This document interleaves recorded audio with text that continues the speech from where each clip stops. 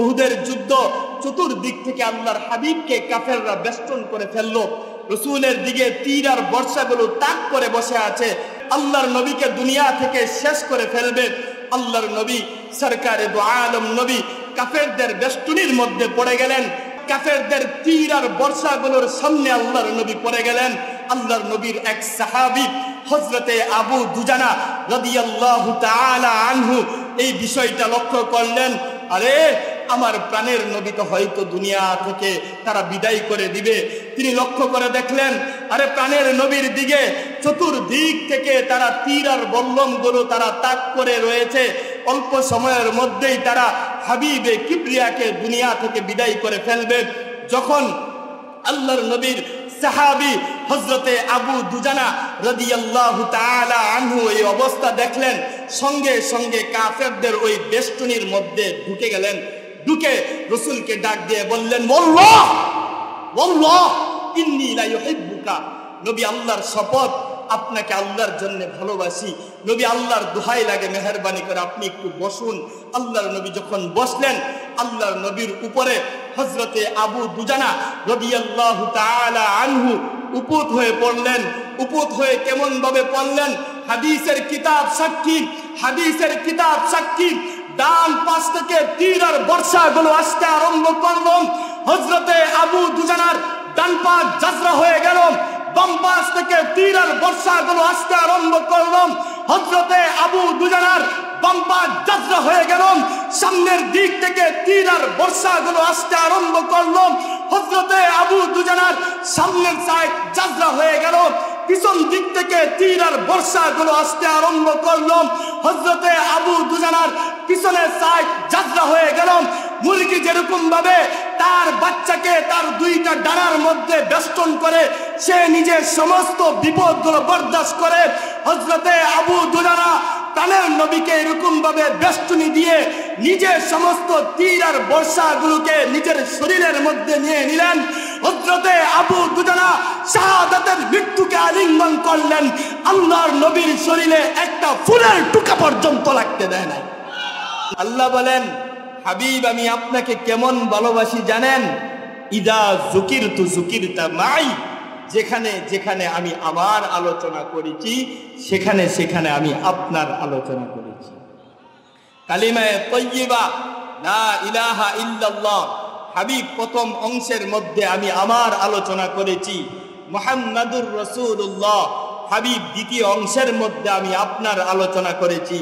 কালিমায়ে শাহাদাত আশহাদু আল্লা ইলাহা ইল্লাল্লাহ, হাবিব প্রথম অংশের মধ্যে আমি আমার আলোচনা করেছি। ওয়া আশহাদু আন্না মুহাম্মাদান আবদুহু ওয়া রাসূলুহু, হাবিব দ্বিতীয় অংশের মধ্যে আমি আপনার আলোচনা করেছি। হাবিব আমি আপনাকে কেমন ভালোবাসি জানেন? কোরআনে যেখানেই বলেছি আতিউল্লাহ, সেখানেই বলেছি ওয়া আতিউর রাসূল। যেখানেই বলেছি কুল ইন কুনতুম তুহিব্বুনাল্লাহ, সেখানেই বলেছি ফাত্তাবিউনি ইউহিব্বুকুমুল্লাহ। হাবিব আমি যেখানেই আমার নাম ব্যবহার করেছি সেখানে সেখানে আমি আপনার নামও ব্যবহার করেছি। শুধু তাই না হাবিব আমি আপনাকে কেমন ভালোবাসি জানেন? আমি আপনাকে কেমন মহব্বত করি জানেন? দুনিয়ার মানুষের ভালোবাসার মধ্যে ভেজাল আছে, আমি আল্লাহর ভালোবাসার মধ্যে ভেজাল নাই। হাবিব আমি আপনাকে কেমন ভালোবাসি শুনেন। ওয়ারাফা'না লাকা যিকরাক, আমি আল্লাহ আপনার মান ও ইজ্জত দুনিয়ার সমস্ত হাইওয়ানাত, সমস্ত সৃষ্টিকুলের উপরে আমি আপনাকে শ্রেষ্ঠত্ব দান করেছি। হাবিব আমি কেমন ভালোবাসি জানেন? ১৬ লক্ষ নবী মতান্তরে তার চাইতে বেশি সমস্ত নবীদের মধ্যে আমি আল্লাহ আপনাকে শ্রেষ্ঠত্ব দান করেছি। শুধু তাই না হাবিব আমি আপনাকে কেমন ভালোবাসি জানেন? আমার ভালোবাসা আপনার প্রতি কেমন জানেন?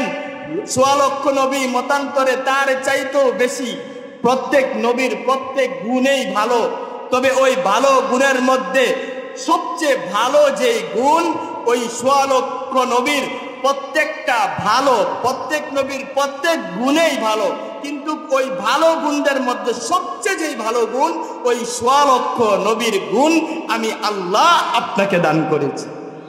শুধু তাই না, বিশেষ করে ২০ নবীর ২০টি গুণ, আতুহু খুলুকা আদম, মারিফাতা শীষ, সুজাআতা নূহ, খুল্লাতা ইব্রাহিম, লিসানা ইসমাঈল, রিদা ইসহাক, ফাসাহাতা সালেহ, হিকমাতা লূত, বুশরা ইয়াকুব, জামালা ইউসুফ, সবরা আইয়ুব, তাআতা ইউনুস, জিহাদা ইউসা, সৌতা দাউদ, হুব্বা দানিয়াল, ওয়াকারা ইলিয়াস, জুহদা ঈসা, কুওয়াতা মূসা, হাইবাতা সুলাইমান, ওয়া ইলমাল খিজির। নবী, আমি আপনাকে ভালোবেসে দুনিয়াতে আপনি আসা মাত্রই বিশেষ করে এই 20 নবীর 20টি গুণ আমি আল্লাহ আপনাকে দান করেছি। আল্লাহ বলেন, হাবিব, আমি আপনাকে কেমন ভালোবাসি জানেন? আপনার প্রতি আমার ভালোবাসা কেমন জানেন? আমি আল্লাহ আপনাকে ভালোবেসে আপনার শানে আমি আল্লাহ একটা ইনফেরাদি একাকী একটা সূরা আপনার শানে আমি আল্লাহ নাজিল করেছি। আমি আপনাকে কেমন ভালোবাসি জানেন? দুনিয়ার কোন নবীকেই আল্লাহ পাক মেরাজ দান করেন নাই, আল্লাহ পাকের সান্নিধ্যে আল্লাহ ডাকেন নাই। আল্লাহ বলেন, হাবিব, আমি আপনাকে কেমন ভালোবাসি জানেন? 7 আসমান ভেদ করে, লৌহ কলম ভেদ করে আমি আল্লাহ আমার নিজের কাছে আপনাকে ডেকে নিয়ে আসছি। আমি আল্লাহ আপনাকে মেরাজ দান করেছি। হাবিব, আমি আপনাকে কেমন ভালোবাসি জানেন? আমি আপনাকে কেমন মহব্বত করি জানেন? ইন্না আ'তাইনাকাল কাউসার। হাবিব, আমি আল্লাহ আপনাকে ভালোবেসে হাউজে কাউসার দান করেছি। কেমন হাউজে কাউসার? আপনার গুনাহগার উম্মত 80 বছর গুনাহ করেছে, 70 বছর গুনাহ করেছে, 60 বছর গুনাহ করেছে, 50 বছরের গুনাহ নিয়ে সে আসবে, তওবা করে আসবে।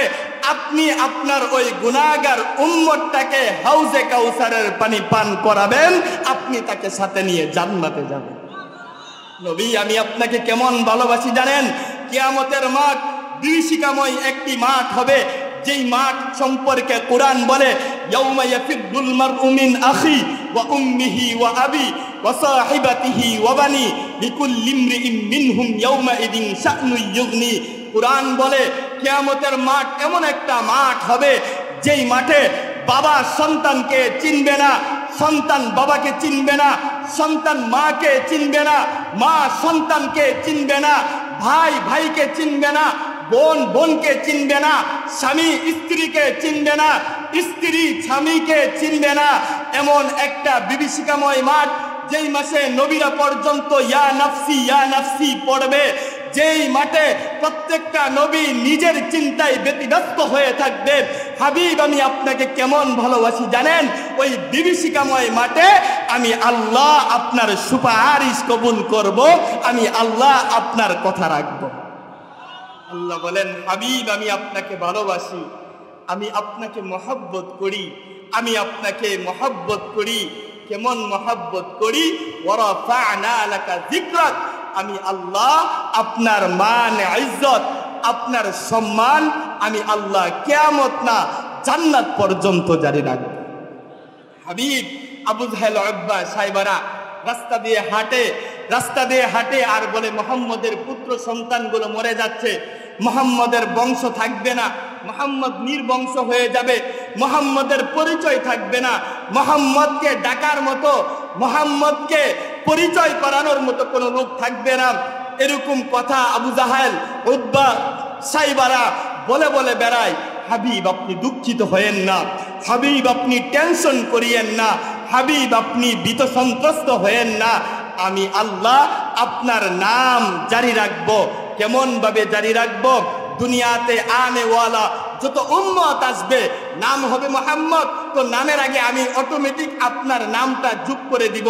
নাম আবু বকর, তো নামের আগে মুহাম্মদ আবু বকর। নাম উসমান, তো নামের আগে লাগাবে মুহাম্মদ উসমান। নাম ওমর, তো নামের আগে লাগাবে মুহাম্মদ ওমর। এরকম ভাবে আমি আল্লাহ আপনার নাম, আপনার শান আমি আল্লাহ জারি রাখব। তো এই কথার দ্বারা কি বুঝলেন? আল্লাহ পাক রসুলকে ভালোবাসেন, এটাই আল্লাহ পাকের ভালোবাসাটাই রসুলের জন্য যথেষ্ট কিনা? আরো জোরে বলেন, যথেষ্ট কিনা? আল্লাহ পাক রব্বুল আলামিন রসুলকে ভালোবাসেন, এটাই রসুলের জন্য যথেষ্ট। এখন আপনি প্রশ্ন করতে পারবেন যে হুজুর, আমরা কিসের জন্য ভালোবাসবো? আমরা কিসের জন্য মহব্বত করব? রাসূলকে ভালোবাসার তরিকা বা পদ্ধতি কি হবে?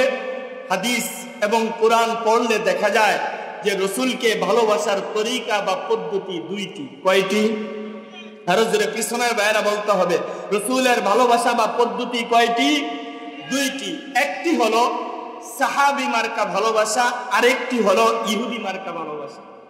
একটি হলো ইহুদি মার্কা ভালোবাসা, আরেকটি হলো সাহাবী মার্কা ভালোবাসা। যেমন ইহুদিরাও তাদের নবী হযরতে মূসা আলাইহিস সালাতু ওয়াস সালামকে ভালোবাসতো। কেমন ভালোবাসতো জানেন? হযরতে মূসা আলাইহিস সালাতু ওয়াস সালামকে আল্লাহ পাক রব্বুল আলামিন আদেশ করলেন, হে নবী মূসা, তুমি যাও, তোমার সম্প্রদায় বনি ইসরাইলকে নিয়ে তোমাদের বাপদাদার বসত বিটা কওমে আমালিকার হাত থেকে তোমাদের যেই সম্পদ, তোমাদের যেই বসত বিটা ফিলিস্তিন সহ তার আশপাশের জায়গা আজাদ করো, স্বাধীন করো। এবং তোমরা যদি লড়াইয়ে যাও, তারা যদি তোমাদের সাথে লড়াইয়ে আসে, তো আমি আল্লাহ তোমাদেরকে মদদ দান করব, আমি আল্লাহ তোমাদেরকে নুসরত দান করব। এই কথা যখন হযরতে মূসা আলাইহিস সালাতু ওয়াস সালাম তার কওম বনি ইসরাইলের নিকট গিয়ে বলল, হে বনি ইসরাইল, চলো, আল্লাহ পাকের আদেশ, আমালিকা সম্প্রদায়ের হাত থেকে বাপদাদার বসত বিটা আজাদ করতে হবে, মুক্ত করতে হবে। তখন তারা কি জবাব দিল? ইযহাব আনতা ওয়া রাব্বুকা ফাকাতিলা ইন্না হাহুনা কাঈদুন। হে নবী মূসা, যাও, তুমি আর তোমার আল্লাহ গিয়ে যুদ্ধ করো, আমরা তোমার সাথে নাই। আরে জোরে বলেন না নাউজুবিল্লাহ, যে আমরা তোমাদের সাথে নাই। তবে হ্যাঁ, এই কথা শুনে রাখো, তোমরা যুদ্ধে যদি বিজয় লাভ করো, মিষ্টি যত ফুটলা খাওয়া লাগে সব একসাথে মিল্লা খামু, ফুলের মালা যা পরা লাগে সব একসাথে আমরা মিলে পড়মু, তার মধ্যে আমরা যাররা পরিমাণ ত্রুটি করব না। কিন্তু এই যুদ্ধ করতে হবে, চেষ্টা করতে হবে, বাপদাদার বসত বিটা আজাদ করতে হবে। ওই আল্লাহ পাকের এই হুকুম আমরা মানতে পারবো না, এটা আমাদের জন্য কঠিন হয়ে যাচ্ছে। এটা হলো ইহুদি মার্কা ভালোবাসা। আল্লাহু আকবার। দ্বিতীয় আরেকটি ভালোবাসা হলো সাহাবী মার্কা ভালোবাসা। হাদিসের কিতাব খুলুন, বুখারী শরীফ খুলুন, সাহাবীরা রাসূলকে কেমন ভালোবাসতো। আল্লাহু আকবার। বদর যুদ্ধে রাসূলের জীবনের প্রথম যুদ্ধ ছিল বদরের যুদ্ধ। এই বদরের যুদ্ধে যখন সাহাবীরা আসলো, মাত্র সাহাবী ছিল 313 জন। কয়জন? 313 জন সাহাবী। পক্ষান্তরে কুফফার শক্তি কাফেররা 1000-এরও অধিক। আল্লাহর নবী সরকারে দু আলম নবী চায়া দেখলেন যে কাফেরদের তরবারি রয়েছে, তাদের ঘোড়া রয়েছে, তাদের ঢাল রয়েছে, লৌহ বর্ম রয়েছে, আর পক্ষান্তরে মুসলমান মাত্র 313 জন সাহাবী, নিরস্ত্র, যাদের কোনো ভালো তরবারি নাই, যাদের কোনো ভালো ঢাল নাই, যাদের কোনো ভালো সোয়ারি নাই। আল্লাহর নবী সরকারে দু আলম নবী চিন্তার মধ্যে পড়ে গেলেন, নবী আমার পেরেশানির মধ্যে পড়ে গেলেন। আরে, আমার জীবনের প্রথম যুদ্ধ এটা, জানি না আমার সাহাবীরা আমার সাথে কিরূপ আচার ব্যবহার করে। আল্লাহর নবীর চেহারাটা সেদিন মলিন হয়েছিল। আল্লাহর নবী সরকারে দু আলম নবী চিন্তাগ্রস্ত হয়ে পড়লেন। নবী আমার সমস্ত সাহাবীদেরকে ডাক দিয়ে বললেন, হে আমার সাহাবীরা, উশিরু আলাইয়া ইয়া আইয়ুহান নাস, হে আমার সাহাবীরা, তোমরা আমাকে বলো দেখি আজকে আমার কি করা উচিত হবে, আজকে আমার কি করা উচিত হবে। আল্লাহর নবীর চেহারাটা মলিন হয়েছিল, আল্লাহর নবীর চেহারাটা একেবারে কালো হয়েছিল। আল্লাহর নবীর এক সাহাবী হযরতে মিকদাদ ইবনে আসওয়াদ রাদিয়াল্লাহু তাআলা আনহু বিষয়টা পরিলক্ষিত করলেন। আরে, হাবিবে কিবরিয়ার চেহারার মধ্যে মলিনতা দেখা দিচ্ছে, হাবিবে কিবরিয়ার চেহারার মধ্যে একটি কালো আভা পড়ে গেছে, হাবিবে কিবরিয়াকে টেনশনগ্রস্ত মনে হচ্ছে। এই অবস্থা দেখে হযরতে মিকদাদ ইবনে আসওয়াদ রাদিয়াল্লাহু তাআলা আনহু সঙ্গে সঙ্গে দাঁড়ায় গেলেন এবং চিৎকার দিয়ে বললেন, ওয়াল্লাহ ওয়াল্লাহ লা নাকুলু লাকা কামা ক্বালাত বনু ইসরাঈল লিমূসা। আল্লাহর শপথ, আল্লাহর শপথ, নবী আমরা আপনাকে তেমনটা বলবো না যেমনটা বনি ইসরাঈল তাদের নবী হযরতে মূসা আলাইহিস সালাতু ওয়াস সালামকে বলেছেন। বরঞ্চ আমাদের বক্তব্য, নবী আপনি শুনে নেন, ইযহাব আনতা ওয়া রাব্বুকা ফাকাতিল ইন্না মাআকুম মুকাতিলুন। নবী আপনি অগ্রসর হন, নবী আপনি সামনের দিকে অগ্রসর হন। ওয়ালাকিন্না নুকাতিলু আন ইয়ামিনিক, নবী আপনি চিন্তিত হয়েন না, আমরা আপনার ডানে থেকে যুদ্ধ করব। ওয়া আন শিমালিক, আমরা আপনার বামে থেকে যুদ্ধ করব। ওয়া আন আমামিক, আমরা আপনার সামনে থেকে যুদ্ধ করব। ওয়া আন খালফিক, নবী আপনি চিন্তিত হয়েন না, আমরা আপনার পিছন থেকে যুদ্ধ করব। নবী বল্লাহি আমাদের একজন সাহাবী যতক্ষণ পর্যন্ত জিন্দা থাকবেন, আমাদের একজন সাহাবীর শরীরে যতক্ষণ পর্যন্ত এক ফোঁটা রক্ত থাকবে, নবী আপনার শরীরে আমরা একটা ফুলের টুকা পর্যন্ত রাখতে দেব না। উহুদের যুদ্ধ, চতুর্দিক থেকে আল্লাহর হাবিবকে কাফেররা বেষ্টন করে ফেললো। রসুলের দিকে তীর আর বর্ষাগুলো তাক করে বসে আছে। আল্লাহর নবীকে শহীদ করে ফেলবে, আল্লাহর নবীকে দুনিয়া থেকে বিদায় করে ফেলবে, আল্লাহর নবীকে দুনিয়া থেকে শেষ করে ফেলবে। আল্লাহর নবী সরকারে দু আলম নবী কাফেরদের বেষ্টনীর মধ্যে পড়ে গেলেন, কাফেরদের বেষ্টনীর মধ্যে পড়ে গেলেন, কাফেরদের তীর আর বর্ষাগুলোর সামনে আল্লাহর নবী পড়ে গেলেন। আল্লাহর নবীর এক সাহাবী হযরতে আবু দুজানা রাদিয়াল্লাহু তাআলা আনহু এই বিষয়টা লক্ষ্য করলেন, আরে আমার প্রাণের নবী তো হয়তো দুনিয়া থেকে তারা বিদায় করে দিবে। তিনি লক্ষ্য করে দেখলেন, আরে প্রাণের নবীর দিকে চতুর্দিক থেকে তারা তীর আর বল্লমগুলো তারা তাক করে রয়েছে। অল্প সময়ের মধ্যেই তারা হাবিবে কিবরিয়াকে দুনিয়া থেকে বিদায় করে ফেলবে। যখন আল্লাহর নবীর সাহাবী হযরতে আবু দুজানা রাদিয়াল্লাহু তাআলা আনহু এই অবস্থা দেখলেন, সঙ্গে সঙ্গে কাফেরদের ওই বেষ্টনীর মধ্যে ঢুকে গেলেন।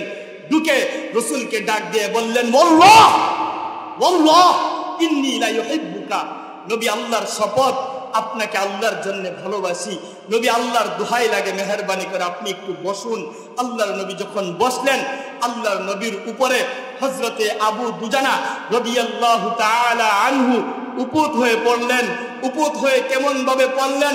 হাদিসের কিতাব সাক্ষী, হাদিসের কিতাব সাক্ষী। ডান পাশ থেকে তীর আর বর্ষাগুলো আসতে আরম্ভ করল।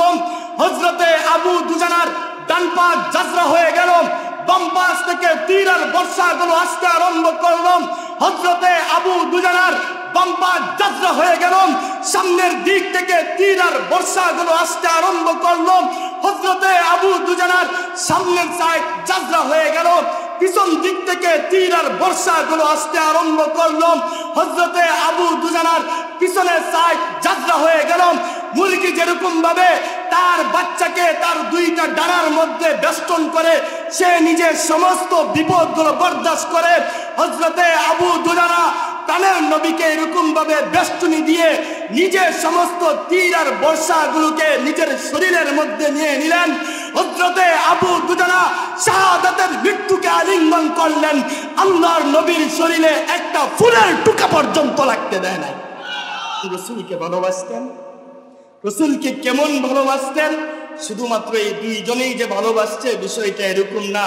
আমার পর্দার আড়াল থেকে মা ও বোনেরা শুনতেছে, ও আমার মা, ও আমার বোন, মহিলারা রাসূলকে কেমন ভালোবাসতো।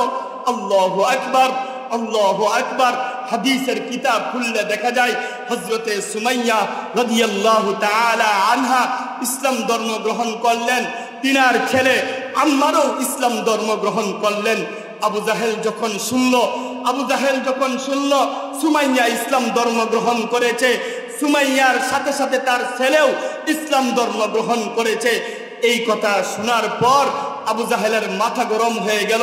তাদেরকে খুঁজতে আরম্ভ করলো, বিভিন্ন জায়গায় তাদেরকে তালাশ করতে আরম্ভ করলো। হঠাৎ রাস্তার মধ্যে তাদেরকে পাইল।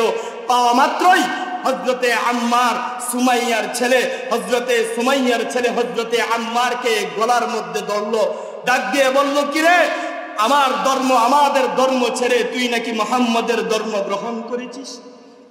আমাদের ধর্ম ছেড়ে, বাপদাদার ধর্ম ছেড়ে মুহাম্মদের ধর্ম নাকি তুই গ্রহণ করেছিস? হযরতে সুমাইয়া হযরতে আম্মার চিৎকার দিয়ে বলল, বালা, হ্যাঁ অবশ্যই আমি মুহাম্মদ সাল্লাল্লাহু আলাইহি ওয়াসাল্লামের ধর্ম গ্রহণ করেছি। আবু জাহেল ক্ষিপ্ত হয়ে গেল, ডাক দিয়ে বলল, যাও আমার লোকেরা দুইটা খুঁটি নিয়ে আসো। দুইটা খুঁটির মধ্যে একটার মধ্যে হযরতে আম্মারকে বাঁধলো, আরেকটার মধ্যে হযরতে সুমাইয়াকে বাঁধলো। আল্লাহু আকবার। আবু জাহেল হযরতে সুমাইয়াকে উলঙ্গ করে ফেললো। আবু জাহেল হযরতে সুমাইয়াকে উলঙ্গ করে ফেললো, সন্তানের সামনে মাকে উলঙ্গ। আল্লাহু আকবার। মার অবস্থা কি আর সন্তানের অবস্থা কি একটু চিন্তা করে দেখেন। ও আমার প্রাণের ভাইয়েরা, ও আমার প্রাণের যুবক ভাইয়েরা, ও আমার প্রিয় বৃদ্ধ বাবারা, একটু চিন্তা করে দেখেন, ছেলের সামনে মাকে উলঙ্গ করা হইল। এবার ডাক দিয়ে বলতেছে, মুহাম্মদের ধর্ম ছাড়বি নাকি এর থেকে আরো ভয়াবহ অবস্থা দেখবি? হযরতে আম্মার চিৎকার দিয়ে বলতেছে, অর্শিন কালেও না মুহাম্মদের ইলাহের উপর ঈমান এনেছি, জীবন দিতে প্রস্তুত, কিন্তু মুহাম্মদের ধর্ম ছাড়তে প্রস্তুত না। হযরতে সুমাইয়া রাদিয়াল্লাহু তাআলা আনহাকে বর্ষা মেরে মেরে, লজ্জা স্থানের মধ্যে বর্ষা মেরে মেরে ওই আবু জাহেল, জাহান্নামের কীট আবু জাহেল সঙ্গে সঙ্গে শহীদ করে ফেলল, সঙ্গে সঙ্গে শহীদ করে ফেলল। হযরতে সুমাইয়া রাদিয়াল্লাহু তাআলা আনহার রূহটা আসমানে উঠে আর চিৎকার দিয়ে কয়, ওয়ালাদি ওয়ালাদি ওয়ালাদি, হে আমার ছেলে, লা তাখাফ ওয়ালা তাহজান ওয়ালা তাতাজালজাল, তুমি চিন্তিত হয়ো না, তুমি পেরেশানিগ্রস্ত হয়ো না, তুমি ভয় পেও না। ইন্নাকা আলাল হক, তুমি হকের উপরে আছো সন্তান, তুমি হকের উপরে আছো। সানাজমাউ ফিল জান্নাতি ইনশাআল্লাহ, জান্নাতে আয়োজন হচ্ছে সন্তান, জান্নাতে আয়োজন হচ্ছে। ফেরেশতারা অভ্যর্থনা জানানোর জন্য প্রস্তুত হয়ে আছে। মরতে দেরি, তোমার সাথে জান্নাতে আমরা দুইজন একত্রিত হতে দেরি হবে না। আর জোরে আওয়াজ করে বলেন না সুবহানাল্লাহ। মহিলারা কেমন ভালোবাসে, মহিলারা কেমন ভালোবাসে। ও আমার পর্দার আড়াল থেকে যেই সমস্ত মা বোনরা শুনতেছেন, দেখেন মহিলারা রাসূলকে কেমন ভালোবাসতেন। উহুদের যুদ্ধ, শয়তান এবং মুনাফিকরা চতুর্দিকে সংবাদ লাগায়া দিল যে মুহাম্মদ সাল্লাল্লাহু আলাইহি ওয়াসাল্লাম দুনিয়াতে নাই। এক মহিলা সাহাবী এই সংবাদ শোনা মাত্রই দৌড়তে আরম্ভ করলেন, এক জায়গা থেকে আরেক জায়গায় দৌড়ে চলতেছেন। এক পর্যায়ে তিনি উহুদের মাঠের দিকে দৌড়তে আরম্ভ করলেন। রাস্তা দিয়ে যায় আর জিজ্ঞাসা করে, আরে শুনলাম আমার প্রিয়, আমার সবচেয়ে প্রিয় মানুষটা মুহাম্মদ সাল্লাল্লাহু আলাইহি ওয়াসাল্লাম নাকি দুনিয়াতে নাই, তোমরা কি তিনার সম্পর্কে কিছু জানো? এই মুহূর্তেই খবর আসলো, এই মহিলা তুমি যে দৌড়াও, তোমার বাবা তো দুনিয়াতে নাই। মহিলা আসমানের দিকে তাকায়া চিৎকার দিয়ে বলল, ইন্না লিল্লাহি ওয়া ইন্না ইলাইহি রাজিউন। মহিলা আবার দৌড়াতে আরম্ভ করলো। কিছু দূর যাওয়ার পরে সংবাদ আসলো, হে মহিলা তুমি কোথায় দৌড়াও? তুমি কি শুনেছ যে তোমার সন্তান সবেমাত্র দুনিয়া থেকে চলে গেছে? মহিলা আবারও আসমানের দিকে তাকায়া চিৎকার দিয়ে কয়, ইন্না লিল্লাহি ওয়া ইন্না ইলাইহি রাজিউন। এই কথা বলে আবার দৌড়তে আরম্ভ করলো। কিছু দূর যাওয়ার পরে আবারও সংবাদ শুনলো যে, হে মহিলা তুমি দৌড়াচ্ছ উহুদের দিকে, মুহাম্মদ সাল্লাল্লাহু আলাইহি ওয়াসাল্লামকে খোঁজার জন্য তুমি যাচ্ছ, তুমি কি জানো তোমার স্বামী দুনিয়াতে নাই? এই কথা শোনার পরেও মহিলা আসমানের দিকে তাকায়া হাউমাউ করে কান্নাকাটি করলো এবং বলল, ইন্না লিল্লাহি ওয়া ইন্না ইলাইহি রাজিউন। আর কিছু দূর যাওয়ার পরে সংবাদ পাইল যে মুহাম্মদ সাল্লাল্লাহু আলাইহি ওয়াসাল্লাম জীবিত আছে। আল্লাহু আকবার। মহিলা ডাক দিয়ে বলল, আল্লাহর কসম, আল্লাহর কসম, আল্লাহর শপথ, আল্লাহ আল্লাহ আল্লাহ, আমার বাবার ইন্তেকালে আমি এতটা ব্যতীত হই নাই, আমার স্বামীর ইন্তেকালে আমি এতটা ব্যস্ত হই নাই, চিন্তিত হই নাই, আমার সন্তানের ইন্তেকালে আমি এত বেশি পেরেশানিগ্রস্ত হই নাই যতটা পেরেশানিগ্রস্ত আমি হয়েছিলাম মুহাম্মদ সাল্লাল্লাহু আলাইহি ওয়াসাল্লামের ইন্তেকালের সংবাদ শুনে। আমি যখন শুনলাম মুহাম্মদ সাল্লাল্লাহু আলাইহি ওয়াসাল্লাম জীবিত আছে, আল্লাহ আল্লাহ, এখন আমার আর কোনো পেরেশানি নাই। আরে জোরে বলেন না সুবহানাল্লাহ। শুধুমাত্র মহিলারাই রাসূলকে ভালোবাসতো এরকম না, না না, ছোট ছোট এই যে আলহামদুলিল্লাহ ফাঁকে ফাঁকে কোরআনের মাহফিলে আমাদের শিশুরা বসে আছে, মাদ্রাসার ছাত্ররা বসে আছে। ও আমার ছোট ভাইয়েরা, তোমাদের মতো তোমাদের মতো শিশুরাও রসুলকে ভালোবাসতো। কেমন ভালোবাসতো? হাদিসের কিতাব সাক্ষী, হাদিসের কিতাব খুলুন। হযরতে তলহা ইবনে বারাহ, হযরতে তলহা ইবনে বারাহ, হযরতে তলহা ইবনে বারাহ ছোট্ট একজন রসুলের সাহাবী, একদিন রসুলের কাছে উপস্থিত। রসুল ডাক দিয়ে বলতেছে, তলহা তুমি কি আমাকে, রসুল ডাক দিয়ে তলহাকে বলতেছে, তলহা তুমি কি আমাকে ভালোবাসো? ওই শিশু ডাক দিয়ে বলতেছে, ইয়া রাসূলুল্লাহ, হ্যাঁ আমি আপনাকে ভালোবাসি। সুবহানাল্লাহ। রসুল বললেন যে বাচ্চা মানুষের কথা আমরা যেরকম ভাবে বাচ্চাদের কথা উড়াইয়া দিই, যে না বাচ্চাদের কথা এটার আর কর্তব্য আছে।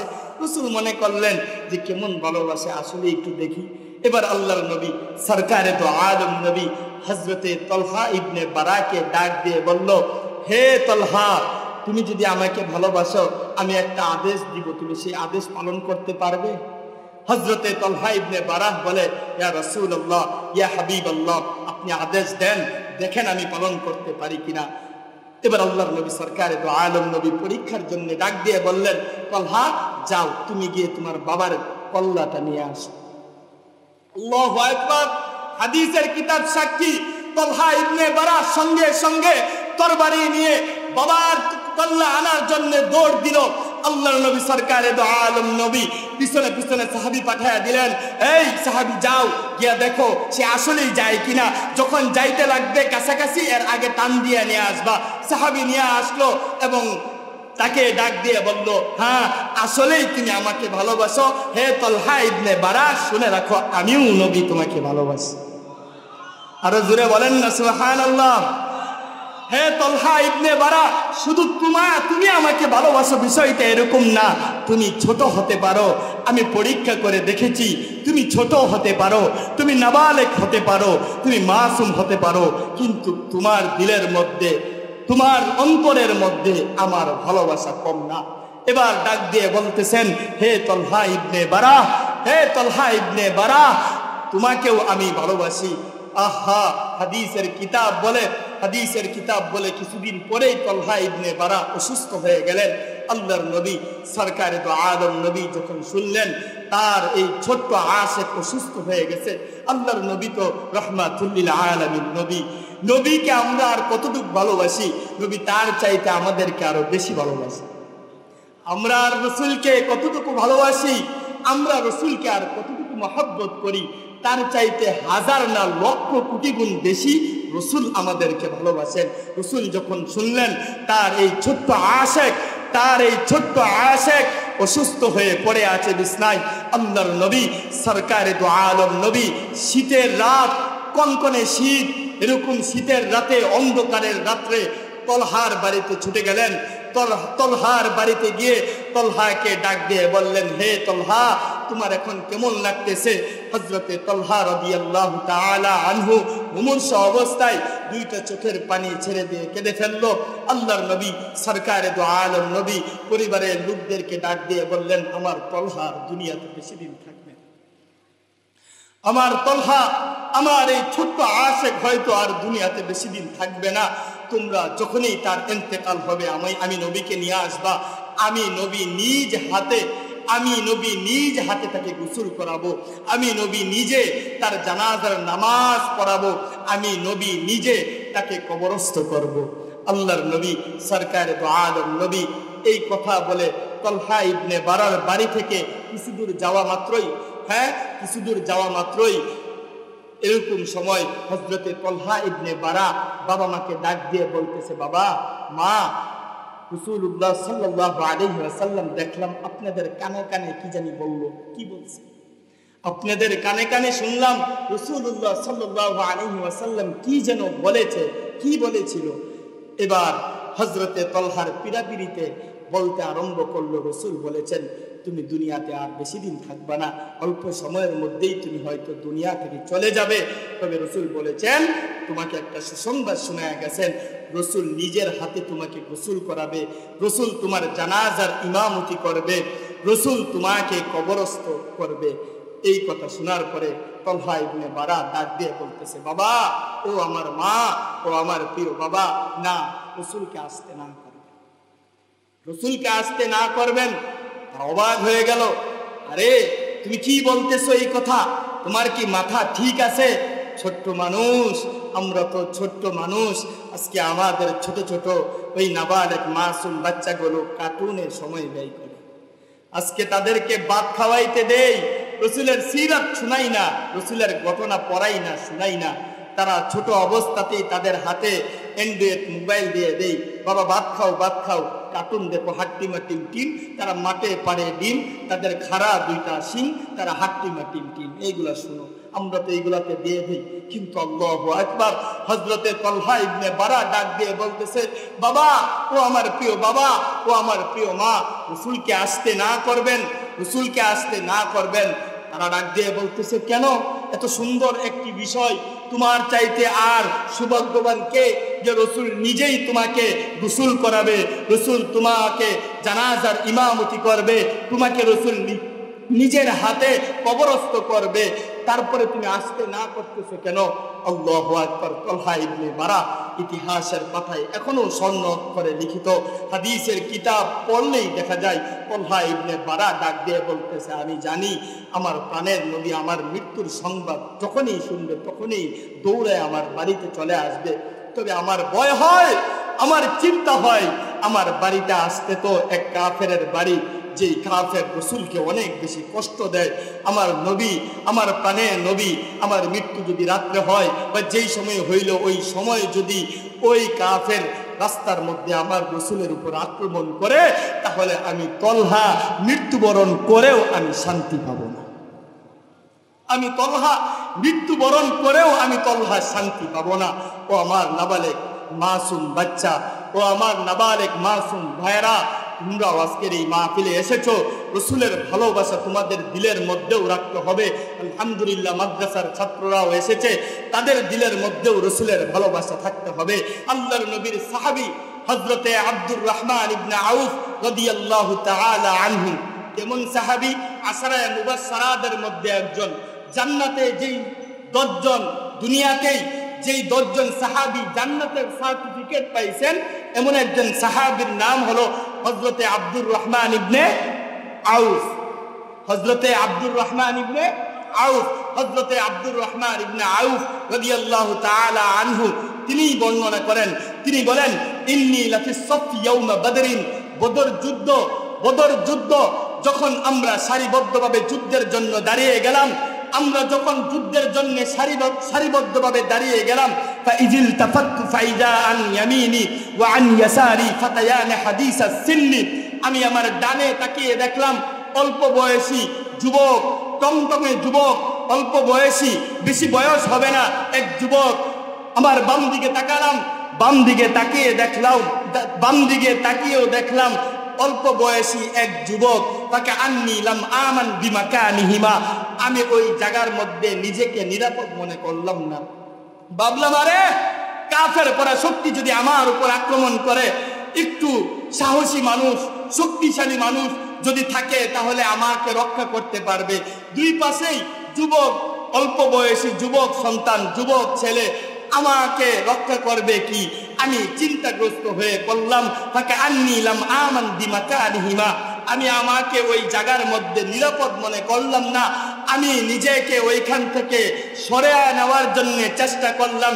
ইয ক্বালা লি আহাদুহুমা সিররাম মিন সাহিবিহি, এমন সময় এক পাশের এক যুবক আস্তে আস্তে কানে কানে ডাক দিয়ে বলে, আম্মি আম্মি, হে চাচা, আরেনি আবা জাহলিন, আপনি কি আবু জাহেলরে চিনেন? আল্লাহু আকবার বলবেন না?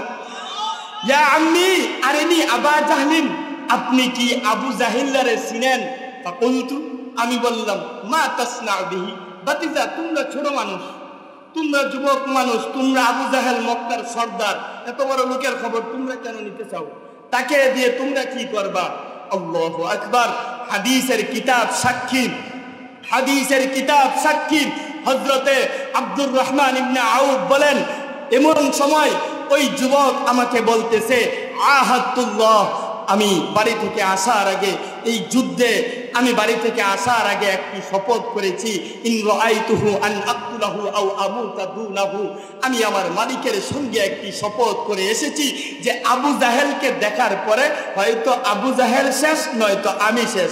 আমি থাকবো বা আবু জাহেল থাকবে, দুজন থাকবো, এরকমটা হবে না। হয়তো আমি শাহাদাত বরণ করব, না হয় আবু জাহেল দুনিয়া থেকে শেষ হয়ে যাবে। সুবহানাল্লাহ। এমন সময় পাশের আরেক যুবক সেও ডাক দিয়ে বলতেছে, ইয়া আম্মি, ইয়া আম্মি আরিনি আবা জাহলিন। ও চাচা, ও চাচা, আরিনি আবা জাহলিন, আপনি কি আবু জাহিল্লারে ছিলেন? উনি আবারও সেম জবাব দিল, হে বাতিজা, ইয়া ইবনা আখি, হে বাতিজা, তুমি এই আবু জাহেল মা তাসনাউ বিহি, তুমি এই আবু জাহেলকে দিয়া কি করবা? ওই যুবকও জবাব দিল, আহাতুল্লাহ, আমি আমার মালিকের সঙ্গে একটি অঙ্গীকার করে এসেছি, ইন রাআইতুহু আন আক্তুলাহু আও আমুতা দুনাহু, আমি আমার মালিকের সঙ্গে একটি অঙ্গীকার করে এসেছি যে আবু জাহেলকে দেখার পরে হয়তো আমি শেষ হয়ে যাব, না হয় আবু জাহেল শেষ হয়ে যাবে। তো দুই যুবকের এই কথা শুনে হযরত আব্দুর রহমান ইবনে আউফ বলেন, আমি মুস্কি মুস্কি হাসতেছি আর ভাবতেছি, খোলা হয় আছেন আমাদের সমাজে, মাহফিল করব, কিছু কিছু মুরব্বী উৎসাহ দেওয়ার জায়গায় মাহফিল করবো, নামাজ পড়েন, কয় কি কয় না? আরো জোরে বলেন, কয় কি কয় না? কে ভাই? তারা তো গানের কনসার্ট করতেছে না, মাহফিল করতেছে, নামাজ আজকে না হোক এক দুই দিন পরে হইলেও ধরবে কি ধরবে না? ভালোর রাস্তায় যদি অগ্রসর হয় তাহলে আস্তে আস্তে পরিপূর্ণভাবেই কি হবে? ভালো হবে। তারা চাইলে এই মাহফিলের জায়গায় কনসার্ট করতে পারতো কি পারতো না? পিছনের বাইরা কয় না, ঘুমাইতেছেন, পারতো কি পারতো না? তো আজকের এই মাহফিল যে হয়েছে, আপনি কি যুবকদেরকে ধন্যবাদ দিবেন নাকি তাদের সমালোচনা করবেন? আরো জুড়ে বলেন, সমালোচনা করবেন না ধন্যবাদ দিবেন? নাকি খালি ভুল ধরবেন, কি বক্তা আনছে, এই মাহফিলে কি করছে, ফ্যান দিছে না গরম, এগুলো বলবেন? নাকি তাদের প্রশংসা করবেন, তাদেরকে উৎসাহিত করবেন, নিজের পকেটে টাকা দিবেন, টাকা না পারলে শ্রম দিবেন, তাদেরকে উৎসাহিত করবেন, যাতে করে তারা আজকে তো এই সুন্দর একটি প্রোগ্রাম করতেছে, এমন একজন ব্যক্তিকে আনতেছে যাকে গোটা দুনিয়া চিনে, যাকে গোটা দুনিয়া চিনে, 100-র উপরে দেশ ভ্রমণ করেছে। আপনারা আর কি ত্যাগ স্বীকার করতেছেন? আমি গতকালকে হুজুরের সাথে প্রোগ্রাম করছি, গতকালকেও আমার মাহফিল ছিল হুজুরের সঙ্গে, সেটা কুমিল্লা দেবিদ্যা, কুমিল্লা দেবিদ্যা। বৃষ্টির মধ্যেও মানুষ, এই মানুষ আরো 3 গুণ বেশি, সবাই হুজুরকে শুধু এক নজর দেখবে, কারণ রাসূলের হাদিস, মান রাআ আলিমান ফাকাদ রাআনি, নবী বলেন, কেউ যদি কোনো আলেমের দিকে তাকাইলো, সে কেমন যেন আমি নবীর দিকে তাকাইলো। পিছনে হলে মনে খুশি হয় না? রাসূল বলেন, মান রাআ আলিমান ফাকাদ রাআনি, কেউ যদি মায়ার নজরে কোনো আলেমের দিকে তাকাইলো, সে কেমন যেন আমি নবীর দিকে তাকাইলো। আরো জোরে আওয়াজ করে বলেন সুবহানাল্লাহ। নাকি মসজিদের হুজুরে একদিন ছুটি বেশি কাটাইলে হুজুরকে নিয়ে বাজে মন্তব্য করবেন? হুজুরের বেতন দিন দিন কমানি যায়, কেমনে হিজিকির করবেন? আরো জোরে বলেন, করবেন? হুজুরের একদিন নামাজে ভুল হয়ে গেলে হুজুরের বাইরে গীবত করে বেড়াইবেন না, হুজুরকে মহব্বত করবেন।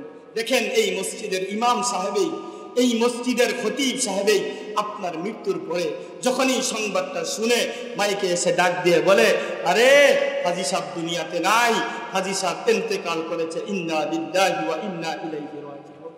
এই মসজিদের ইমাম সাহেবেই, এই মসজিদের ইমাম সাহেবেই গোসলের জন্য আপনার বাড়িতে চলে আসে, আপনাকে মায়া নিয়ে গোসল করায়। এই মসজিদের ইমাম সাহেব আপনার লাশটাকে সামনে নিয়ে দাঁড়ায় বলে, হাজী সাহেব বড় ভালো মানুষ ছিল, হাজী সাহেব বড় ভালো মানুষ ছিল, আমাকে খুব মহব্বত করত। এই মসজিদের ইমাম সাহেবই মায়া নিয়ে, দিল ভাঙ্গা দিল নিয়ে আপনার জানাজার ইমামতি করে। এই মসজিদের ইমাম সাহেবই আবার আপনাকে নিজের হাতে, মিনহা খালাকনাকুম ওয়া ফিহা নুঈদুকুম ওয়া মিনহা নুখরিজুকুম উখরা, এটা বলে আপনাকে কবরস্থ করে। তো এই মসজিদের ইমাম সাহেব আবার কয়েকদিন যাওয়ার পরেই আশপাশের ইমামদারকে নিয়ে খতম করে আপনার জন্য দোয়া করে। তো ইমামের বিরোধিতা করবেন? আরো জোরে বলেন, করবেন? তো এই যুবকদের কথা বলতেছিলাম, ও আমার যুবক ভাইরা, আব্দুর রহমান ইবনে আউফ বলেন, আব্দুর রহমান ইবনে আউফ বলেন, আমি একটু মুস্কি মুস্কি হাসলাম, হেরা যুবক মানুষ, হেরা আবার আবু জাহেল রে খুঁজে, আবু জাহেল রে দিয়া তোমরা কি করবা, তোমরা আবু জাহেল রে দিয়া কি করবা। এমন সময় কিছুক্ষণ যাওয়ার পরেই দেখি আবু জাহেল সামনে দিয়ে যাচ্ছে। আবু জাহেল যখনই সামনে দিয়ে যাচ্ছে, ফাআশারতু লাহুমা ইলাইহি, আমি তাদের দুইজনকে বললাম, বাতিজারা ওই আবু জাহেলকে যে খুঁজতেছিল, ওই যে ঘোড়ার উপর যে লোকটা যাইতেছে, এটাই আবু জাহেল। হাদিসের কিতাব সাক্ষী, ফাসাদ্দা আলাইহি মিসলা সাখরাইন হাত্তা দরাবাহু। যখন এই হযরতে আব্দুর রহমান ইবনে আউফ আবু জাহেলকে দেখা দিল, ওই দুই যুবক সঙ্গে সঙ্গে পৃথিবীর শ্রেষ্ঠ সাতনে রাসূলকে দুনিয়ার সঙ্গে মাটির সঙ্গে মিশিয়ে দিয়া, পৃথিবীর শ্রেষ্ঠ সাতনে রাসূলকে মাটির সঙ্গে মিশিয়ে দিয়া বুঝাইল, আমরা বয়সে কম হতে পারি, রাসূলের ভালোবাসা আমাদের দিলে যারা পরিমাণ কম না, রাসূলের ভালোবাসায় আমাদের বুকটা ভরা।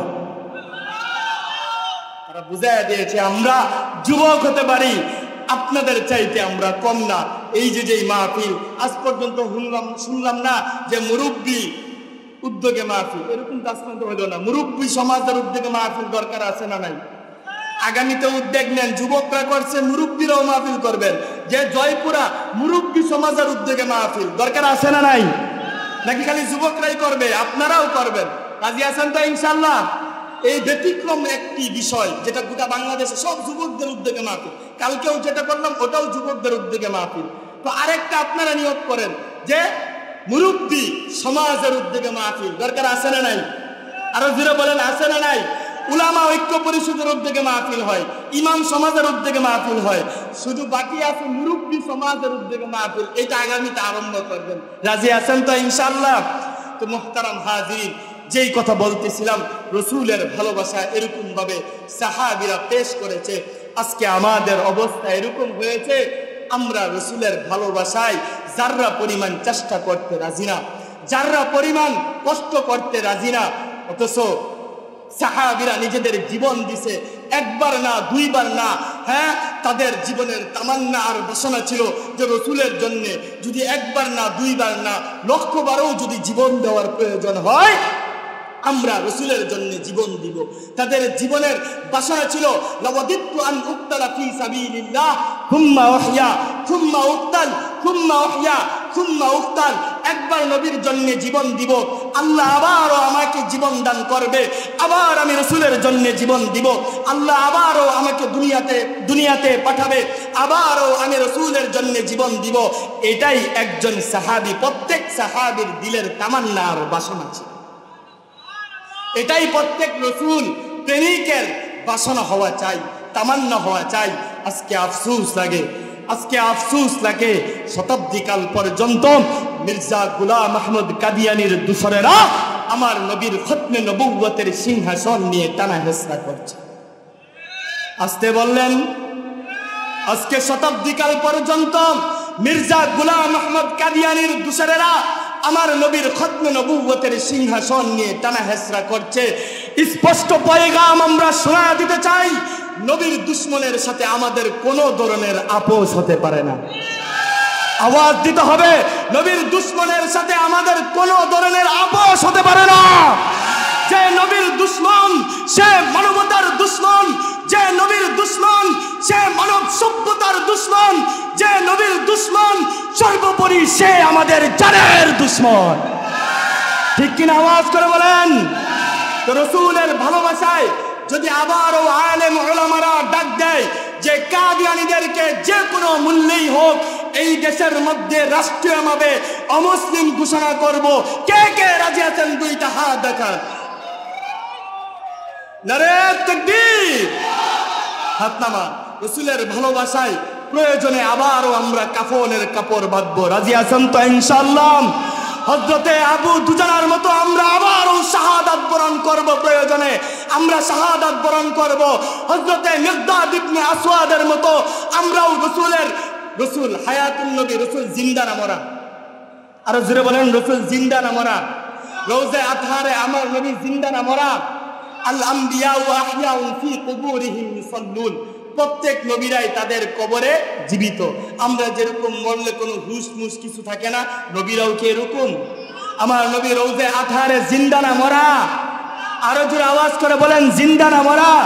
রসুল হায়াতুন নবী, রসুল জিন্দা নবী, আমার নবী সরকারে দো আলম নবী, জীবিত নবী। রসুল রওজা আতহারে শুয়ে আছেন, জয়পুরার এক কর্নারে বসে যদি রসুলের আদনা এক উম্মত যদি রসুলের উপর দুরূদ পাঠ করে, আল্লাহ পাক ফেরেশতা নিযুক্ত করছেন ওই দুরূদ রাসূলের রওজায় পেশ করা হয়। কেমন ভাবে পেশ করা হয়? ইয়া রাসূলুল্লাহ, ইয়া হাবিবাল্লাহ, জয়পুরার অমুকের ছেলে অমুক আপনার উপর দুরূদ পাঠ করছে। সুবহানাল্লাহ। যখন রাসূল এই কথা শুনেন, রাসূলুল্লাহ সাল্লাল্লাহু আলাইহি ওয়াসাল্লামের কলিজাটা অনেক বড় হয়ে যায়। রাসূল আনন্দে কেমন যেন আত্মহারা হয়ে যান। রাসূল কেমন যেন আত্মহারা হয়ে যান, আনন্দে রাসূলের বুকটা ভরে যায়।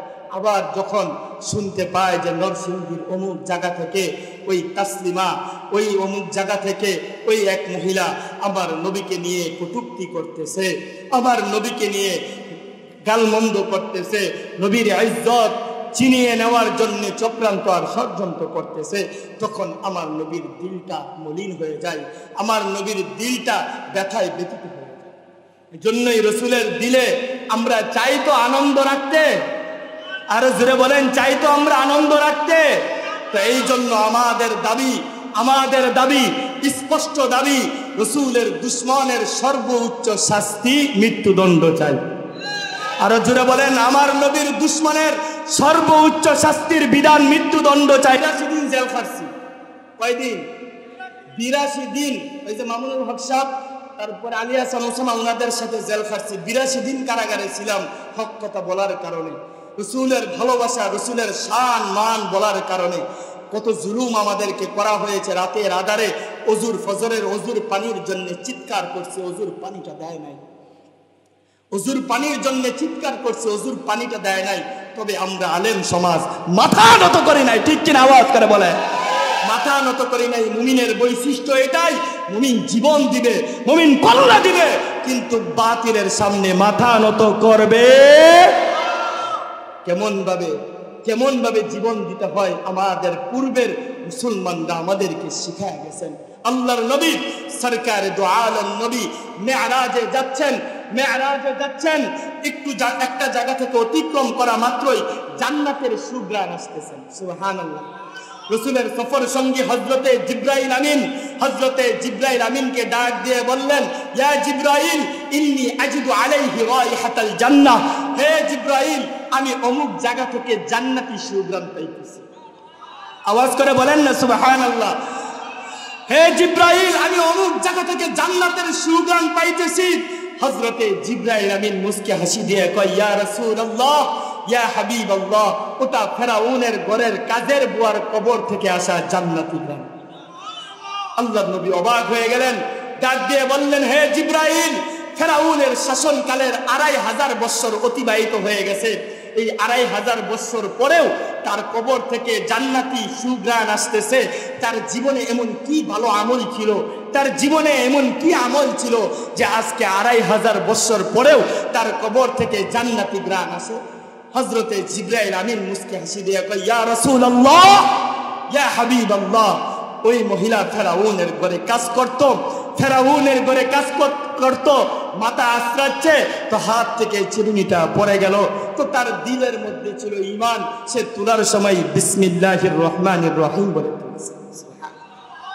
পাশেই ফেরাউনের কাজের মেয়ে দাঁড়ানো, ডাক দিয়ে বলে, আইয়ু রাব্বিন সাম্মাইতি, কোন রবের নাম নিলি? আলাইসা আবুনা রব্বুনাল আ'লা, আমাদের বাবা কি বড় খোদা না? মহিলার মধ্যে ঈমান জুস দিয়া উঠছে, কই কাল্লা, করছেন কালেও না। দৌড় দিছে, ডাক দিয়ে কই, আবি জানো, তোমার ঘরে থাইকা, তোমারটা খায়া, তোমারটা পয়রা, তোমাকে আল্লাহ বলা ব্যতীত অন্য আরেকজনকে আল্লাহ বলে। ফেরাউনের মেজাজ চড়াও হয়ে গেল। আরে বলস কি? আমারটা খায়, আমারটা পরে, আমার খানে থাকে, আর আমাকে প্রভু মানে না? ডাক দে। মহিলাকে ডাকা হইল, মহিলাকে উপস্থিত করা হইল। মহিলা উপস্থিত হওয়ার পর ফেরাউন ডাক দিয়ে বলতেছে, কিরে মহিলা, আমাকে নাকি প্রভু মানুষ না? মহিলার মধ্যে ঈমান জুস দিয়া উঠছে। কারণ মুমিন যখন আল্লাহর আলোচনা শুনে, মুমিন যখন কোরআন পাকের তেলাওয়াত শুনে, তখন তার ঈমান বেড়ে যায়। সুবহানাল্লাহ। আল্লাযীনা ইযা যুকিরাল্লাহ ওয়াজিলাত কুলুবুহুম ওয়া ইযা তুলিয়াত আলাইহিম আয়াতুহু যাদাতুহুম ঈমানা। আল্লাহু আকবার। মহিলার মধ্যে ঈমান বেড়ে গেছে, মহিলার ঈমান বেড়ে গেছে। মহিলা চিৎকার দিয়ে কয়, কাল্লা, ফেরাউন, না না না, তোকে আমি বড় খোদা মানি না, তোকে আমি ইলা মানি না। ফেরাউনের মেজাজ চড়াও হয়ে গেল। আরে এই মহিলা বলে কি, আমার ঘরে থাকে, আমারটা খায়, আমারটা পরে, আমাকেই ইলা মানে না। লোকদেরকে আদেশ করলো, হে আমার লোকেরা, যাও লাকড়ি সংগ্রহ করো, কড়াই সংগ্রহ করো, কড়াই আনো, লাকড়ি আনো, আগুন জ্বালাও, তেল ছাড়ো।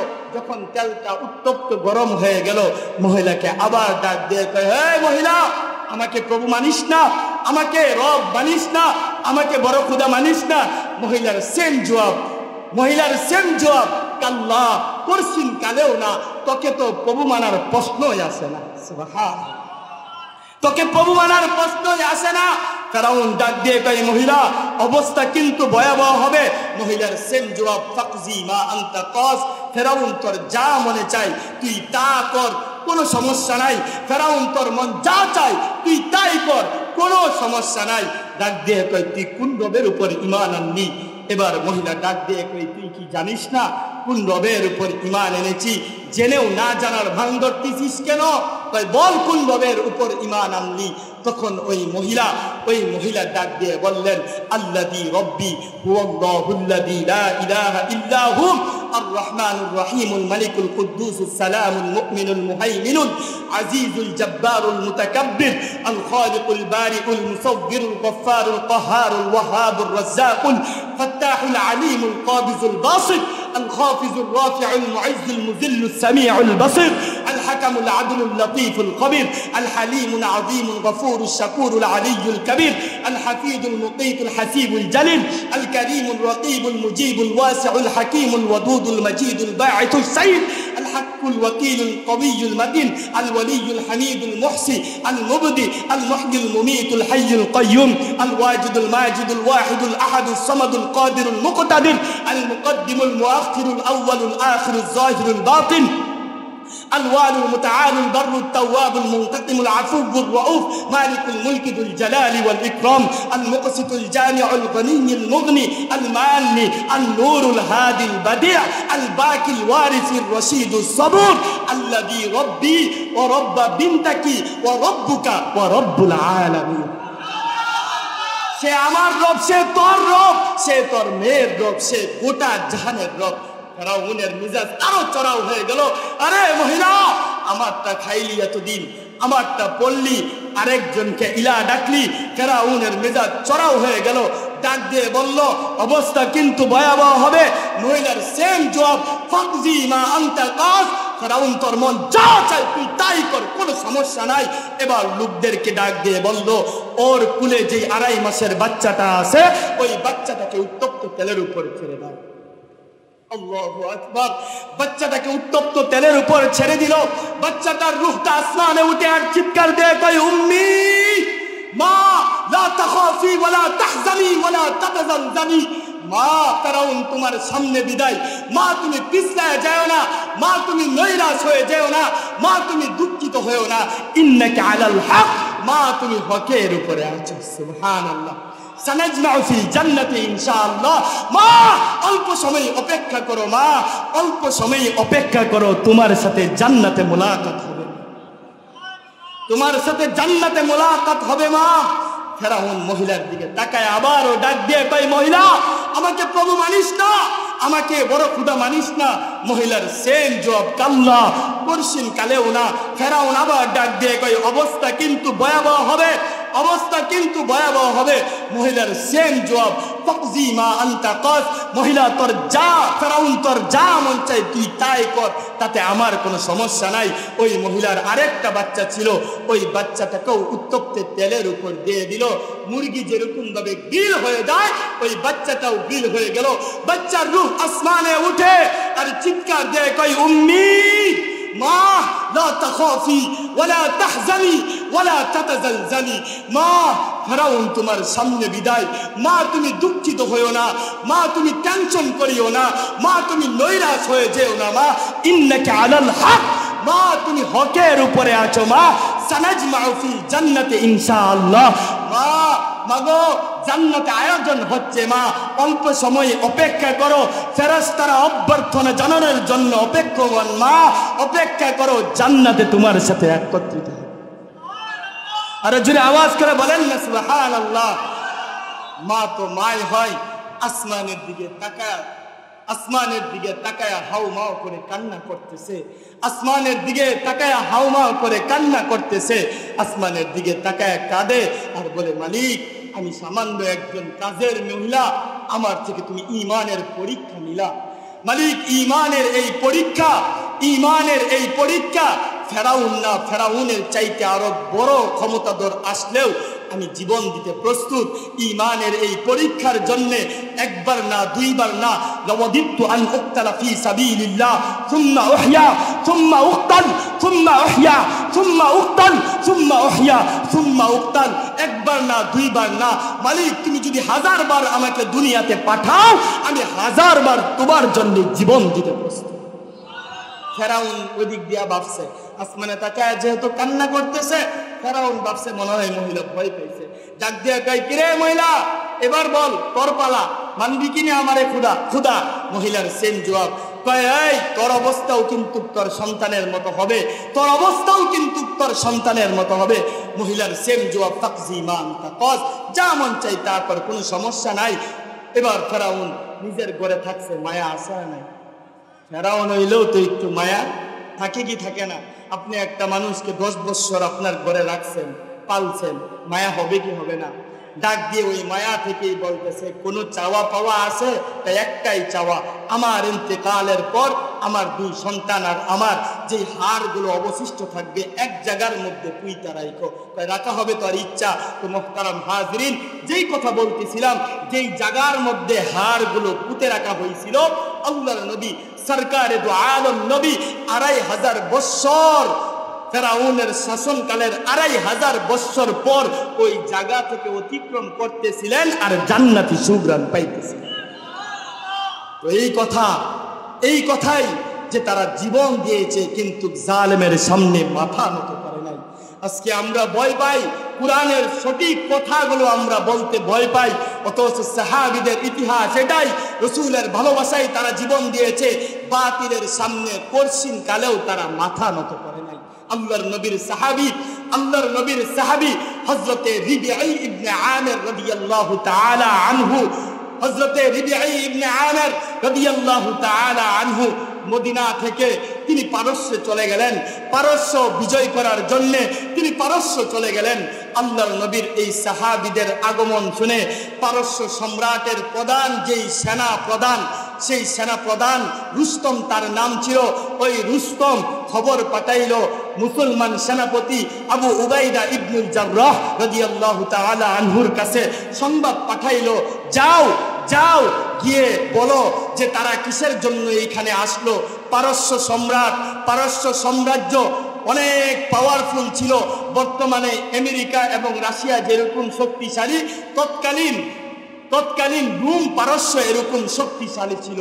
তো তিনি লোক পাঠাইলো, যাও গিয়ে বলো তারা এইখানে কেন আসতে আমার বুঝে আসতেছে না, তাদের পক্ষ থেকে একজন লোক পাঠাইতে, আমরা তাদের সাথে একটু কথা বলতে চাই। আল্লাহর নবীর সাহাবী হযরতে আবু উবাইদা ইবনুল জাররাহ রাদিয়াল্লাহু তাআলা আনহু, তিনি হযরতে রিবিঈ ইবনে আমিরকে পাঠাইলেন। আল্লাহর নবীর সাহাবী হযরতে রিবিঈ ইবনে আমির রাদিয়াল্লাহু তাআলা আনহু একটি জীর্ণশীর্ণ একটা ঘোড়ার উপর উঠে বসলেন। তিনার যে বাঙ্গা তরবারির আগা নাই, ওই তরবারিটা নিলেন, সিরাফারা জামা, পারস্য সম্রাটের সেনাপ্রধানের সঙ্গে সাক্ষাতের জন্য রওনা হয়ে গেলেন।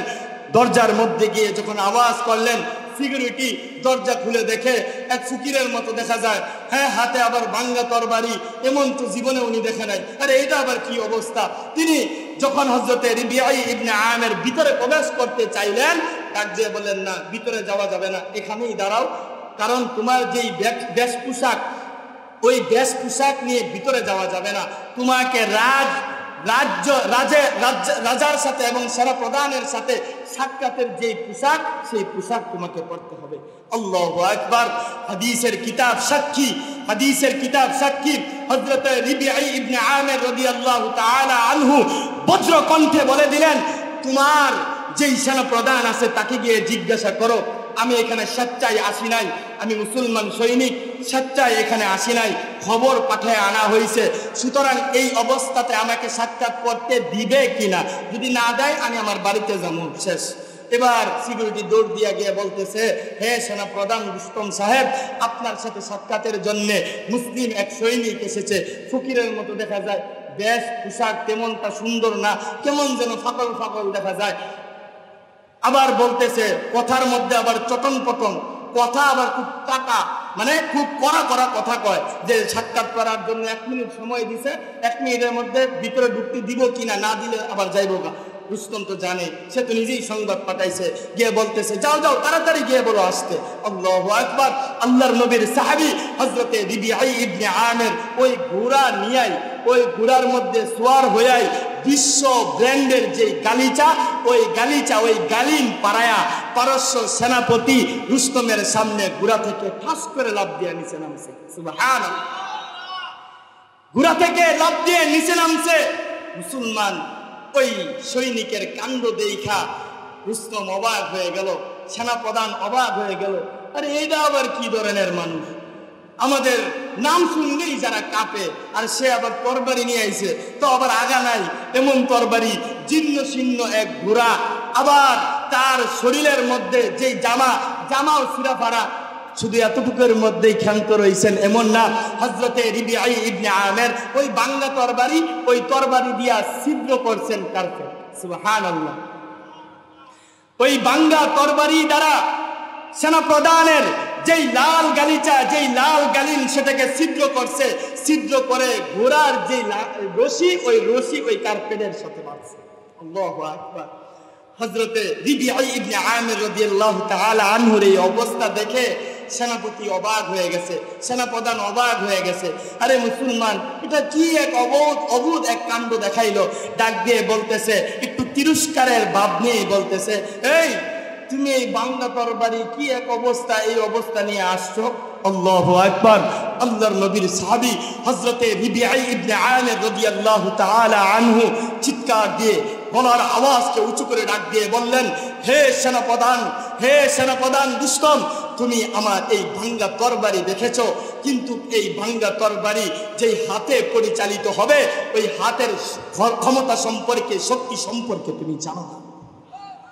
ওই হাতের শক্তি সম্পর্কে তোমার ধারণা নাই।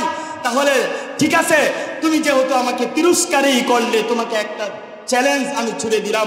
তোমার রাজপ্রাসাদের এবং তোমার এই পারস্যের মধ্যে সবচেয়ে শক্তিশালী যেই সেনা, ওই সেনাকে নিয়ে আসো, এবং সবচেয়ে শক্তিশালী যে ঢালটা, ওই ঢালটা নিয়ে আসো। তুমি তো আমার বাঙ্গা তরবারি নিয়ে তিরস্কার করেছো, আমি আমার ওই বাঙ্গা তরবারি দ্বারা তোমার ওই শক্তিশালী ঢালের মধ্যে একটা আঘাত করি, দেখো আমার শক্তি, আমার এই তরবারির পাওয়ার কি। রুস্তম অবাক হয়ে গেল, আরে এটা আবার কি করে? একের পর এক মুসলিম সৈনিক ইতিহাস রচনা করে চললো। সেনাপতি অবাক হয়ে গেল, তাই ঠিক আছে, তোমার চ্যালেঞ্জ গ্রহণ করা হইল। এবার ডাক দিয়ে তার লোকদেরকে বলল, হ্যাঁ যাও, আমাদের সেনাবাহিনীর মধ্যে সবচেয়ে শক্তিশালী, সব থেকে পাওয়ারফুল এবং সব থেকে দেখতে নাদুস নুদুস যেই সেনা, ওই সেনাকে নিয়ে আসো, এবং সবচেয়ে শক্তিশালী যে ঢালটা, ওই ঢালটা নিয়ে আসো। আল্লাহু আকবার। হাদিসের কিতাব সাক্ষী, বানায় কোনো কিচ্ছা কাহিনী বলতেছি না, হাদিসের কিতাব সাক্ষী। রুস্তম তার সেনার হাতে তার সবচেয়ে শক্তিশালী ঢালটা তুলে দিল। আল্লাহর নবীর সাহাবী হযরতে রিবিআই ইবনে আমির রাদিয়াল্লাহু তাআলা আনহু আল্লাহর উপর ভরসা করে আল্লাহু আকবার করে, আল্লাহু আকবার বলে যখন সে ওই ঢালের মধ্যে আঘাত করলো, সেনা প্রধানের দম্ভ, সেনা প্রধানের অহংকার মুহূর্তের মধ্যে ভেঙ্গে চুরে খণ্ড বিখণ্ডিত হয়ে গেল। এবার ডাক দিয়ে বলতেছে, বাবারে, এই যে তরবারির পাওয়ার তো কম না। তাহলে বুঝলাম তোমরা এই দেশে আসছো কেন? তোমরা আরবের বেদুইন জাতি, সুদূর মদিনা থেকে এই পারস্যের মাটিতে কেন আসলা? হাদিসের কিতাব সাক্ষী। আল্লাহর নবীর সাহাবীকে উদ্দেশ্য করে সেনাপ্রধান রুস্তম বললেন, মানিবতাআসাকুম ওয়া লিমাবতাআসাকুম, কে তোমাকে পাঠাইলো, কিসের জন্য পাঠাইলো? আল্লাহু আকবার, আল্লাহু আকবার। হযরতে রিবিআই ইবনে আমির রাদিয়াল্লাহু তাআলা আনহু চিৎকার দিয়ে ডাক দিয়ে বললেন, আল্লাহু ইবতাআসানা, আমাকে আমার আল্লাহ পাঠাইছে। আর আওয়াজ করে বলবেন না সুবহানাল্লাহ? ডাক দিয়ে বললেন, আমাকে আমার আল্লাহ পাঠিয়েছেন। তুমি যেরকম ভাবে তোমার সম্রাটের এজেন্ডা বাস্তবায়নের জন্য কাজ করো, আমিও আমার মালিকের এজেন্ডা বাস্তবায়নের জন্য এসেছি। এবার ডাক দিয়ে বলল, তোমার মালিকের এজেন্ডা কি? তোমার মালিকের উদ্দেশ্য কি? তোমার মালিক তোমাকে এইখানে কিসের জন্য পাঠাইছেন? আল্লাহু আকবার, আল্লাহু আকবার। হযরতে রিবিঈ ইবনে আমির রাদিয়াল্লাহু তাআলা আনহু দ্বিতীয় প্রশ্নের জবাবে বললেন, প্রথম প্রশ্ন ছিল কে পাঠাইছে? আল্লাহু ইবতাআসানা, আল্লাহ পাঠাইছেন। দ্বিতীয় প্রশ্নের জবাবে বললেন ওয়ালিমা বাতাসাকুম, কে কিসের জন্য পাঠাইছে? তখন হযরতে রিবিঈ ইবনে আমির বলেন লিনুখরিজা মান শাআ মিন ইবাদাতিল ইবাদ ইলা ইবাদাতিল্লাহ ওয়া মিন দাইকিদ দুনিয়া ইলা সাআতিহা ওয়া মিন জাওরিল আদিয়ান ইলা আদলিল ইসলাম। মোট কথা, আমরা এখানে আসার পিছনে উদ্দেশ্য হলো আল্লাহর জমিনে আল্লাহর দ্বীন ও ইসলামকে প্রতিষ্ঠিত করা। আমরা এখানে আসার পিছনে উদ্দেশ্য হলো আল্লাহর জমিনে আল্লাহর দ্বীন, আল্লাহর জমিনে আল্লাহর ইসলামকে প্রতিষ্ঠিত করা। ও মুহতারাম হাজিরিন, ও আমার যুবক ভাই, আল্লাহর জমিনে আল্লাহর দ্বীন ও ইসলামকে বিজয় করা প্রত্যেকের জন্য ফরজ। প্রত্যেকের জন্য কি? আল্লাহ পাক যে আমাদেরকে মানুষ বানাইছেন, আল্লাহ পাক যে আমাদেরকে শ্রেষ্ঠত্বের মুকুট দান করেছেন, এমনিতেই না। আল্লাহ পাক রব্বুল আলামিন বলেন কুনতুম খায়রা উম্মাতিন উখরিজাত লিন-নাস তা'মুরুনা বিল মা'রুফ ওয়া তানহাউনা আনিল মুনকার। এই আয়াতের মাধ্যমে আল্লাহ পাক রব্বুল আলামিন আমাদেরকে শ্রেষ্ঠত্বের মুকুট দান করেছেন। এমনিতেই না, আল্লাহ পাক রব্বুল আলামিন দুইটা বৈশিষ্ট্যের ভিত্তিতে আল্লাহ পাক রব্বুল আলামিন আমাদেরকে শ্রেষ্ঠত্ব দান করেছেন। কি সেই দুই বৈশিষ্ট্য? এক নম্বর বৈশিষ্ট্য হলো আমর বিল মারুফ, ভালো কাজের আদেশ দেওয়া। দ্বিতীয় নম্বর বৈশিষ্ট্য হলো অন্যায়, অবিচার, জুলুমকে প্রতিহত করা। কি করা? জুলুমকে প্রতিহত করা। আল্লাহর জমিনে আল্লাহর দ্বীন বিজয় করা, আল্লাহর জমিনে আল্লাহর দ্বীনকে প্রতিষ্ঠিত করার জন্য চেষ্টা করা। একজন মজলুম, তাকে সাহায্য করবেন, একজন জালেম, তাকেও সাহায্য করবেন। আল্লাহর হাবিব ডাক দিয়ে সাহাবীদেরকে বলতেছেন উনসুর আখাকা জালিমান আও মাজলুম, হে আমার সাহাবীরা, তোমরা তোমাদের ভাইদেরকে সাহায্য করো, যদিও সে জালেম হয় অথবা মজলুম। সাহাবীরা আরজ করলে ইয়া রাসূলুল্লাহ, ইয়া হাবিবাল্লাহ, আমরা আমাদের মজলুম ভাইকে সাহায্য করব এটা বুঝলাম। একজন খাবার পাইতেছে না, তাকে খাবার দিব। একজন সম্পদের অভাবে সে একটি বাড়ি নাই, ঘর নাই, তাকে আমার জায়গা থেকে একটা বাড়ি দিলাম, ঘর দিলাম। অসুস্থ, টাকার কারণে অর্থের জন্য চিকিৎসা করতে পারতেছে না, আমি তাকে অর্থ দিলাম। জুলুম মজলুম ভাইকে আমি সাহায্য করলাম। কিন্তু বুঝলাম না, আপনি যে বললেন জালেমকেও সাহায্য করতে, সেটা কিভাবে? আল্লাহর নবী সরকারে দো আলম নবী বলেন, জালেমের সাহায্য হলো যখনই দেখবে জালেম কারো জমি দখল করে নিচ্ছে, যখনই দেখবে জালেম চাঁদাবাজি করতেছে, যখনই দেখবে জালেম অন্যের জমি ডুপ্লিকেট কাগজের মাধ্যমে নিজের নামে নিয়ে নিচ্ছে, যখনই দেখবে জালেম ইয়াবা সাপ্লাই দিতেছে, সঙ্গে সঙ্গে তুমি ওই জালেমের বিরুদ্ধে সুদৃঢ় প্রাচীরের নেই দাঁড়িয়ে যাও, ওই জালেমের হাতকে ভেঙে চুরে টুকরো টুকরো করে দাও। আল্লাহ পাক আমাদেরকে শ্রেষ্ঠত্ব দান করেছেন এই দুই বৈশিষ্ট্যের ভিত্তিতে, এই দুইটা বৈশিষ্ট্যের ভিত্তিতে। তো মুহতারাম হাজিরিন, যেই কথা বলতেছিলাম, এই বৈশিষ্ট্য, এই শ্রেষ্ঠত্ব, এই শ্রেষ্ঠত্বের সবচেয়ে বড় দাবি হলো আল্লাহর জমিনে আল্লাহর গুলামি করা, আল্লাহর জমিনে আল্লাহর বিধান বাস্তবায়ন করা। ঠিক কিনা? আওয়াজ করে বলেন। আল্লাহর জমিনে রসুলের সুন্নাহর আলোকে, রসুলের ভালোবাসা দিলের মধ্যে নিয়ে আল্লাহর জমিনে আল্লাহর দ্বীন ও ইসলামকে বিজয়ী করা, আল্লাহর জমিনে আল্লাহর দ্বীন ও ইসলামকে প্রতিষ্ঠিত করা। কিভাবে করবেন? দেখেন, নানা সময়ে নানা শ্রেণীর মানুষ আমাদেরকে গোলামের জিঞ্জিরে আবদ্ধ করতে চায়। করে কি করে না? গোলামের জিঞ্জির পরাইতে চায় কি চায় না? আরো জোরে বলেন, চায় কি চায় না? উঠাউঠি কইরেন না, হুজুর মনে হয় কাছাকাছি চলে আসছে, বসেন, উঠাউঠি কইরেন না, আমি সাইরা দিব, হুজুর আসলে আমি সাইরা দিব।